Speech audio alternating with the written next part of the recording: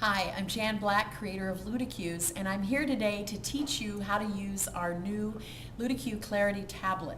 What it's going to do is help you get more and more Ludi literate, which will cause you to live a life with less and less frustration and confusion and drama. So here's how it works. I'm holding the Ludi-Q Workplace deck. I hope you own yours already. And remember what Ludi-Qs are sets of questions that are commonly asked between us that are unspoken.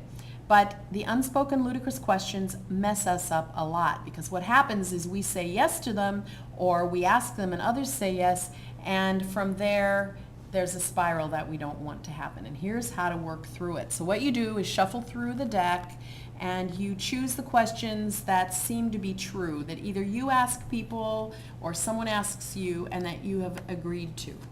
All right, let's just take this one. It's really common in the workplace. May I take my personal problems out on you? So let's say that there's someone at work that in an unspoken way asks this question of you. How do you know she's asking it? It's because she does it. It isn't that she really says the words, may I take my personal problems out on you? It's that she does it.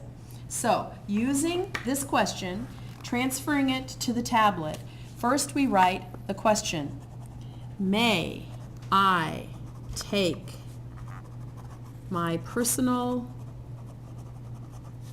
problems out on you? That's the question that's being asked. Who is asking it? Let's say a coworker named Shirley is asking it. What's the situation? Well, every morning Shirley comes in angry. So when she arrives at work, she's already frustrated by the stuff that's happened on her way to work or at home getting the kids ready. But anyway, when she arrives, she is upset and angry about stuff that has nothing to do with you. So what's the hidden agreement? Well, the hidden agreement is that Shirley's been asking, may I take my personal problems out on you? And if you have let her do it, and particularly if it's a pattern, it happens to all of us once in a while, but if this is a pattern that Shirley does most mornings, then you have made a hidden agreement with her. And the hidden agreement is this: you can be angry at me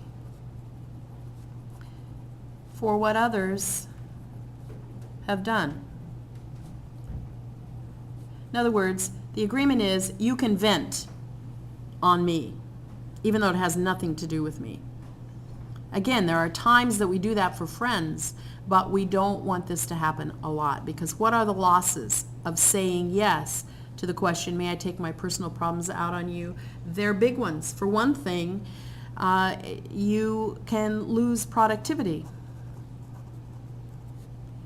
because you're stopping your work to listen to Shirley. It's an emotional drain and drag.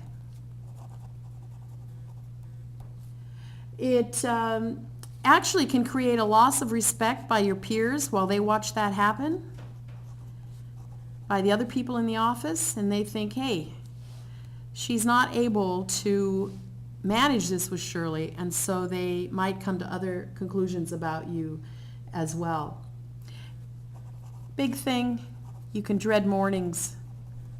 Shirley can make you dread coming to work and certainly dread seeing her.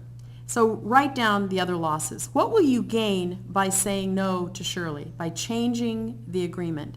Well, you're going to overturn these things for sure. So you'll have more productivity, you'll have less drain, you'll have the respect of your peers, you're not going to dread mornings, and you're going to have more control over your time and emotion.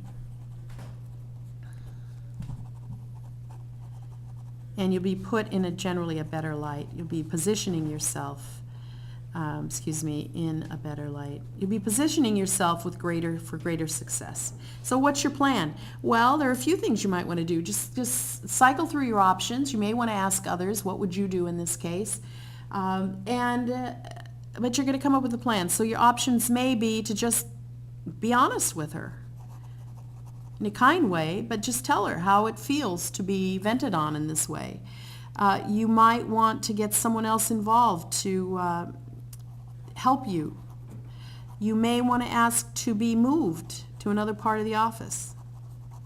You may want to tell your boss about it, depending on if that's good for you and her as well. But especially you want to position yourself in a way that this doesn't harm you or your reputation. All right, let's say you choose this, and that's your plan. You're going to choose a time when you can be honest with Shirley and say what it's like, because she probably doesn't know that she's having this effect on you, so it's good to assume she doesn't, unless you know that's not true. And so you're going to be honest with her, and on the back of the tablet you can write how it turned out. Okay, so Tuesday the 15th, you're going to talk to her after the team meeting. Or maybe you take her to lunch. Who knows? But you're going to know what to do. All right? And then you can say, it worked.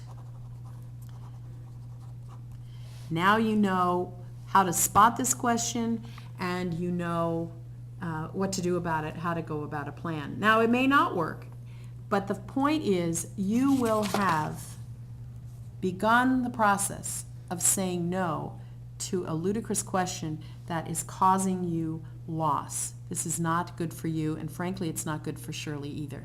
All right? Hey, thanks so much. I hope this has been helpful, and I wish you a Ludi literate life. Bye-bye.